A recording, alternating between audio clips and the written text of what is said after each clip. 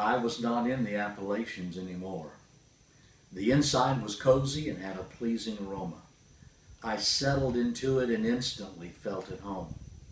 White cedar was chosen for the interior building materials and furnishings because in Africa and India, the white cedar tree has been known for centuries as the tree that heals. I first heard the word aromatherapy that day. I learned that fragrance was beneficial in balancing, soothing, normalizing, calming, relaxing, as well as healing.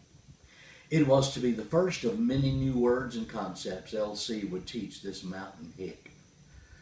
Of course, LC had the latest and greatest sound reinforcement system and wasted no time urging me to the stage to audition.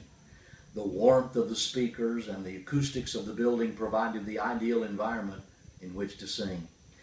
I felt the now deep resonance of my baritone voice literally permeate the room.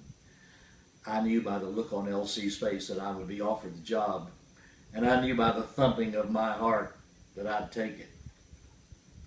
For the next 6 years, he would have me on that cushy stage at every opportunity showing off for someone. Pastor LC has always been one of my greatest supporters. Several years later, long after I'd left Church Number 2, when I was asked to sing at the Southern Baptist Convention at the Hoosier Dome in Indianapolis, it was he who graciously and eloquently provided my introduction.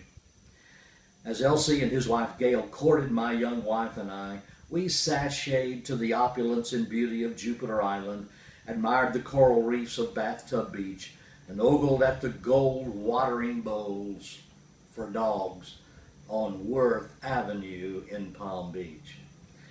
We also got real sunburn to prove to the folks back home we had been to the beach and ate the first fresh seafood of our lives. In fact, it was the first fish this landlocked Sierra boy had ever consumed.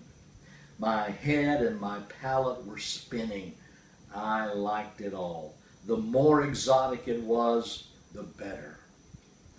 Then I swaggered back to the Appalachian Mountains and announced we were moving to the southern parts of Florida, to the beach no less.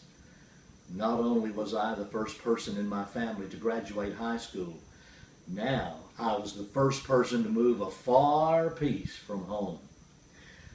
But leaving Tennessee was harder than I thought. My young wife and I were in our early 20s with a 16-month-old little girl. She was the first grandchild on my in-laws' side of the family, and it was a very emotional departure.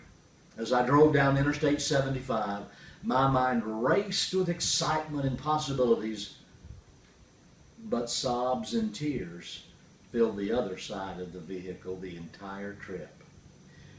We would never return to live at home again.